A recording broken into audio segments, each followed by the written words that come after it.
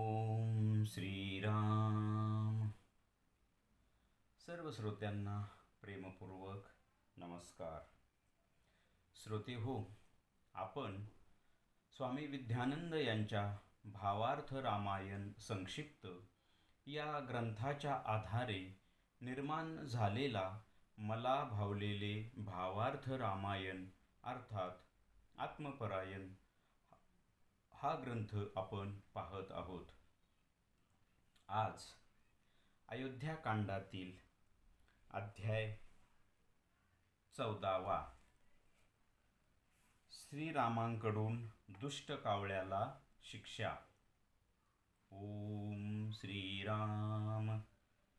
श्रीराम, सीता व लक्ष्मण यांचा चित्रकूटावर दैनंदिनी चालू आहे. एके दिवशी एक गंधर्व कामवासनेने प्रेरित होऊन कावळ्याच्या रूपाने सीतेवर झडप घालतो. तेव्हा सीतामाता आक्रोश करतात. मग श्रीराम एक गवताचा बाण त्या कावळ्यावर सोडतात. तेव्हा तो कावळा पळून जातो, परंतु तो बाण त्याचा पिच्छा सोडत नाही. मग तो नारद ऋषींना शरण जातो. नारद म्हणतात की तू महापाप केले आहे, तेव्हा तू आता सीतामातेलाच शरण जा. मग तो सीतामातेस शरण जातो. तेव्हा सीतामाता त्याचे रक्षण करतात, परंतु श्रीराम त्याला शिक्षा करतात व म्हणतात की इथून पुढे तुला घाणीची आवड राहील व तुला 2 बुबुळे असतील, परंतु डोळा मात्र एकच असेल. आता आपण साधकाच्या दृष्टीने पाहू. साधक जीवनात अशा पतनाच्या घटना जेव्हा घडतात तेव्हा त्याचे सद्गुरू सुद्धा कासावीस होतात. इथे साधकाचा आध्यात्मिक प्रवास व्यवस्थित चालू असतो. साधना व गुरुकृपेने तो उच्च स्तरावरील दिव्य अनुभव घेत असतो. आध्यात्मिक आकाशामध्ये उंच उंच झेप घेत असतो, परंतु त्यालाही नकळत त्याच्यावर षडरिपूंचा जोरकस हल्ला होतो. त्यातही विशेष असा मोहक परंतु मारक अशा कामवासनेच्या जाळ्यामध्ये तो अडकतो आणि स्वतःचे पतन करवून घेतो. नंतर भानावर येतो, पश्चातापही पावतो, परंतु पतन घडून गेलेले असते. मग तो कळवळून आपल्या सद्गुरूंना शरण जातो. सद्गुरूही कळवळतात व त्याला कुशीत घेतात व त्याला या षडरिपूंना कसे सामोरे जावे याचा बोध करतात व पुन्हा अध्यात्म मार्गावर मार्गस्थ करतात. आणि या अशा घटनांची शिक्षा त्याला पतन रूपाने भोगावीच लागते. आता या अध्यायाचे सार आपण थोडक्यात पाहू. इथे कथेमध्ये श्रीराम, सीता, लक्ष्मण हे चित्रकूटावर आहेत. एक गंधर्व सीतामातेचे रूप पाहून मोहित होतो व कावळ्याचं रूप घेऊन सीतामातेवर झडप मारतो. तेव्हा प्रभू श्रीराम गवताचा बाण सोडतात. तो बाण त्याचा पिच्छा सोडत नाही. मग तो नारदांना शरण जातो. नारद सांगतात की तुला सीतामातेंनाच शरण जावे लागेल व तो सीतामातेंना शरण येतो. सीतामाता त्याला क्षमा करतात, परंतु श्रीराम त्याला शाप देतात.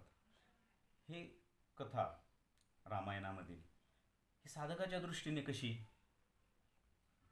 होतं असं की साधकाची ही आध्यात्मिक दैनंदिनी चालू असते.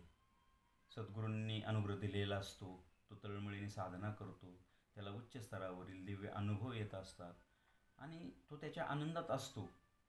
परंतु थोडा बेसावधपणा जर झाला तर षडरिपू हल्ला करतात. षडरूप हे हल्ल्यासाठी सावधच असतात. आणि हे कुठे असतात? हे बाहेर कुठेही नसतात, आपल्या अंतरंगातच असतात. मात्र निमित्त काहीतरी बाहेरचं त्यांना पाहिजे असतं. इथे जसं त्या गंधर्वाला कामवासनेने पछाडतो, तसं साधकाच्याही जीवनात अशी घटना घडते आणि तो कामवासनेने प्रेरित होतो व आपल्या अध्यात्म साधनेचं पतन घडवून आणतो. अशा वेळेला त्याचे सद्गुरू त्याच्यासोबत असतात, परंतु तो बेसावध झालेला असतो. सद्गुरूंशी अनुसंधान कमी झालेलं असतं आणि त्याच संधीचा फायदा ते षडरूप घेतात. आणि विशेष ही कामवासना ही महाभयंकर असते. आपण पाठीमागं पाहिलं आणि ज्ञानेश्वर तर म्हणतात, काम क्रोध हे अध्यात्म मार्गीचे मांग आहेत. म्हणजे ते साधनेची, साधकाच्या अध्यात्म जीवनाची अक्षरशः राखरांगोळी करतात. आणि क्रोध तरी भयंकर दिसतो, काम मात्र दिसून येत नाही. तो मोहक असतो, मात्र मारक असतो. पहा, विश्वामित्र ऋषी ब्रह्मऋषी होण्यासाठी परखड, प्रचंड अशी दिव्य अशी साधना, तपश्चर्या करत असतात. इंद्राला शंका येते की जर यांची तपश्चर्या पूर्ण झाली तर हे माझं इंद्रपद घेतील. मोठी गोष्ट अवघड असते. आपल्या दृष्टीने कसं माहिती का, हे विश्वामित्रांचं झालं. आपल्या दृष्टीने इंद्र म्हणजे आपली इंद्रिय, यांना आत्मसुख, आत्मानंद, मोक्ष, मुक्ती हे नको असतं. कारण मग इंद्रियांचं कामच राहत नाही ना. मग इंद्रिय या कुठल्या तरी षडरिपूंचा माध्यम बनतात आणि साधकाचं जीवन उद्ध्वस्त करतात. इथे इंद्राला ही भीती असते आपलं पद जाईल, म्हणून तो उर्वशीला विश्वामित्रांकडे पाठवतो. आता ती दिव्य सुंदर अशी अप्सरा आहे, म्हणजेच मोहक आहे, मात्र कशी आहे? मारक आहे. कारण तिच्या मोहात जर सापडलं तर मारक काय? अध्यात्माचं प्रचंड असं पतन. विश्वामित्र इतके महान ऋषी होते, तेही या मोहक माऱ्याला बळी पडले आणि त्यांनी त्यांचं पतन करून घेतलं. पतन झाल्यानंतर पश्चातापही झाला त्यांना. तसं साधकालाही पतन झाल्यानंतर पश्चाताप होतो. आणि मात्र इथे एकच गोष्ट आपण सगळ्या सामान्य जनांनी किंवा साधकांनी लक्ष ठेवायची असते की अशा घटना ह्या घडतातच. इथे फक्त कामवासनेविषयी म्हटले, परंतु हे षडरिपूंचे जे सहा प्रहार आहेत, काम, क्रोध, लोभ, मोह, मद, मत्सर, यापैकी कुठलाही प्रकार आपल्यावर अटॅक होऊ शकतो किंवा आपल्यावर हल्ला होऊ शकतो. तर विश्वामित्र ऋषी पुन्हा त्यांच्या दिव्य साधनेला लागतात. नंतर ते पुढे ब्रह्मर्षी होतात वगैरे वगैरे.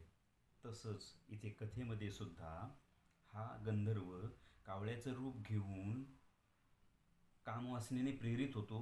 तो विसरून जातो की मी एक गंधर्व आहे आणि सीतामाता या प्रत्यक्ष परब्रह्माची शक्ती आहे.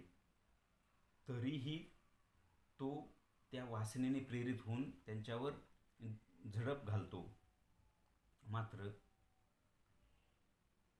श्रीराम त्याला बाण सोडतात. मग तो नारदांना शरण जातो. इथे नारद कोण? नारद हे सद्गुरू आहे त्याचे.